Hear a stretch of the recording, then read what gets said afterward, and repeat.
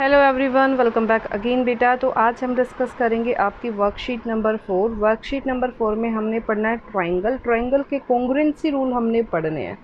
दो वर्ड्स आपने पिछली क्लास में पढ़े थे, कॉन्ग्रुएंस एंड सिमिलर। तो बच्चे आपने एक चीज़ का ध्यान रखना है, सिमिलर होता है एक जैसा, कॉन्ग्रुएंस मतलब होता है साइज़ और लुक दोनों क्या हो सेम। फॉर एग्ज़ाम्पल अगर वो बात कर रहे हैं सर्कल की, तो सर्कल की रेडियस भी इक्वल है और सर्कल देखने में भी एक जैसे लगते हैं कि कैसा भी सर्कल हो, सर्कल देखने में एक जैसे लगेंगे। लेकिन अगर रेडियस इक्वल होगी तो उसका साइज़ भी क्या होगा, इक्वल होगा। तो बेटा जब वो बात करे कि हर एक चीज़ इक्वल है तो इट मीन्स वो कॉन्ग्रुएंस है, अदरवाइज वो क्या है, similar. It means all triangles are similar to triangle. मतलब एक ट्राइंगल की बात हो रही, दूसरे ट्राइंगल की क्या है, सिमिलर, क्योंकि उसमें भी तीन साइड्स है, उसमें भी तीन साइड्स हैं। ओके, तो बेटा कॉन्ग्रुएंस प्रूव करने के किसी ट्राइंगल को हमारे पास बेसिकली 4 क्राइटेरिया होते हैं। फर्स्ट क्राइटेरिया क्या है, SAS। जैसा कि आपको नाम से पता चल रहा है, SAS, S stands for side, A stands for angle. S का मतलब है साइड, A का मतलब है एंगल। दो ट्राइंगल आपको गिवन है, दोनों ट्राइंगल्स की अगर ये आपकी ABC और ये आपकी PQR, अगर AB साइड PQ के इक्वल, BC QR के इक्वल और ये B एंगल किसके इक्वल हो जाए, QO। ठीक है, रीज़न मैं आपको बता रही हूँ, इसने बोला दो साइड्स और उनके बीच में एंगल, दो साइड्स और उनके बीच में एंगल, दो साइड्स और उनके बीच में एंगल। तो ये वाली कौन सी होगी बेटा, SAS। बस ध्यान रखना कोरस्पॉन्डिंग जो वर्ड यूज़ हुआ है, कोरस्पॉन्डिंग का मतलब क्या है, इसकी लेफ्ट ले रहे हो तो उसकी भी लेफ्ट साइड लोगे, इसका बेस ले रहे हो तो उसका भी बेस लोगे। ओके, अब देखो नेक्स्ट रूल क्या है, SS।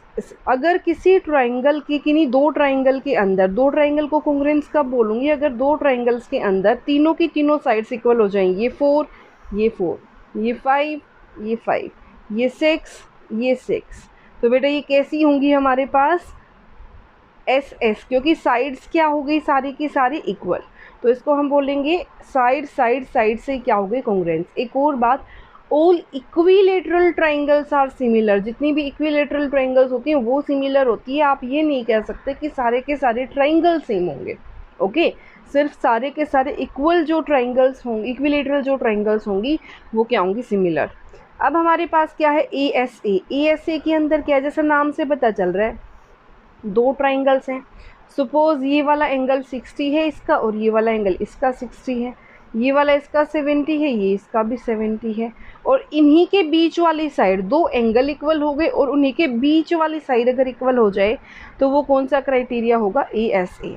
उसके बाद हमारे पास क्या है बेटा, RHS। RHS हमेशा राइट एंगल ट्राइंगल पे लगेगा। राइट एंगल ट्राइंगल के अंदर अगर दो राइट एंगल ट्राइंगल आपको दी हुई है, उनके अंदर एक एंगल तो 90 डिग्री इक्वल हो जाए। 90 डिग्री के सामने जो होगा वो होता है हाइपोटेनियस।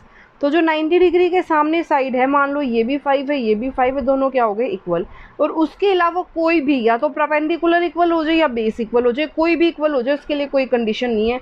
लेकिन एक तो 90 डिग्री, दूसरा हाइपोटेनियस। हाइपोटेनियस कौन सा होता है बेटा, जो सबसे बड़ी साइड होती है, उसके अलावा कोई भी साइड।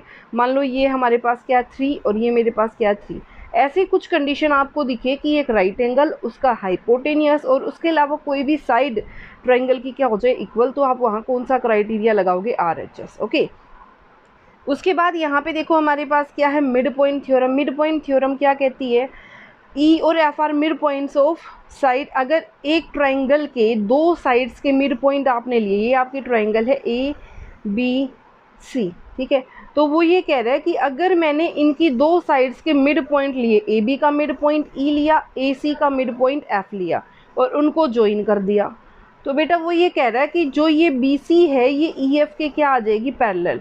और ये EF जो है इसकी लेंथ जो होगी, जो EF है उसकी जो लेंथ होगी वो हाफ ऑफ BC होगी, यानी कि जो बड़ी साइड है उसकी आधी। ठीक है, तो ये है आपकी मिड पॉइंट थ्योरम। आगे देखो, ऑलरेडी बता चुकी हूँ, जो लॉन्गेस्ट साइड होगी या 90 डिग्री के सामने होगी वो हमारी क्या होगी, हाइपोटेनियस। अगर एक ट्राइंगल PQR है, PT जो है वो मीडियन है। मीडियन का मतलब क्या होता है, वो दोनों साइड्स को इक्वल पार्ट्स में डिवाइड कर रहा है। इसका मतलब क्या है, ये QT इसके इक्वल आ गया TR। अगर ये 3 है तो ये भी कितना है, 3। Means T is the mid point. इसका मतलब क्या है, जहाँ पे मीडियन आ जाए उसका मतलब जो पॉइंट मीडियन बताया हुआ है ना, वो उसका क्या है, mid point. The median of A triangle divides the triangle into two equal two triangles of equal areas. बेटा जो ट्राइंगल का मीडियन होता है वो ट्राइंगल को दो इक्वल एरिया वाले ट्राइंगल में डिवाइड करता है। इसका मतलब इस वाली ट्राइंगल का एरिया इस वाली ट्राइंगल के एरिया के क्या होगा, इक्वल। ओके, नेक्स्ट में क्या दिया हुआ है, two figures are congruent if, मैं ऑलरेडी बता चुकी हूँ दो फिगर्स को कॉन्ग्रुएंट कब बोलोगे, जब वो सेम शेप हो, सेम साइज हो। Side opposite to equal sides of a triangle, अगर देखो इसने बोला side opposite to equal angles, अगर ये हैं, ये ट्राइंगल है, एक ही ट्राइंगल के अंदर ये वाला एंगल इस वाले एंगल के इक्वल है, तो बेटा इस एंगल के अपोजिट यानी कि सामने साइड ये है, इसके अपोजिट सामने साइड ये है, तो ये दोनों साइड्स भी क्या हो जाएंगी, इक्वल। ओके, अब इसका अपोजिट है, इसका अपोजिट क्या कहता है, अगर दो साइड्स इक्वल हैं यानी कि ये 5 है तो ये भी 5 है, तो बेटा वो ये कह रहे हैं इसके अपोजिट एंगल यानी कि ये और इसके अपोजिट एंगल यानी कि ये भी क्या हो जाएंगे, इक्वल। अब किसी ट्राइंगल का अगर आपके पास राइट एंगल ट्राइंगल है तो राइट एंगल ट्राइंगल का एरिया निकालने का फॉर्मूला क्या होता है, half into base into height. ध्यान रखना बेटा हाइट हमेशा क्या होगी, परपेंडिकुलर यानी कि स्ट्रेट जो सीधी लाइन होगी। The congruent figures are same shape, उनकी शेप क्या होती है, सेम, और सेम क्या होता है उनका size. Okay, in right angle triangle P Q is equal to 3 centimetre, P R is equal to 5 centimetre and Q R is equal to 4 centimetre.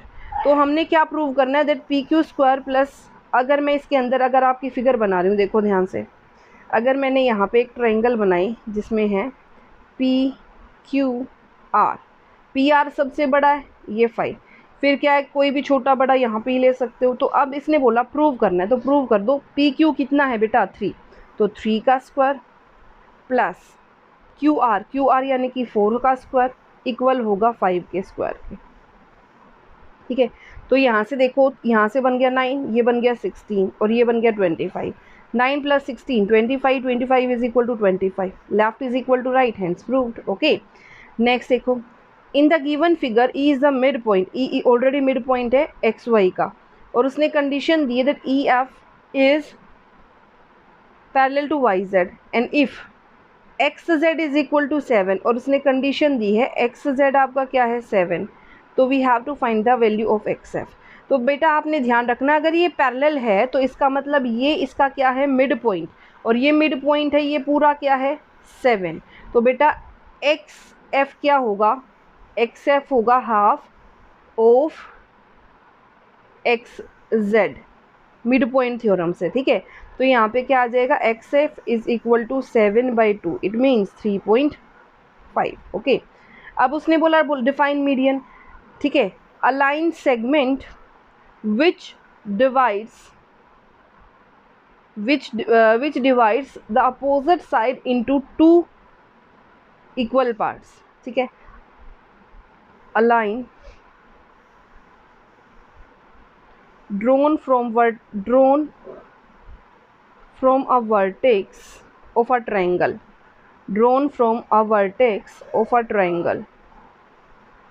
divides the opposite side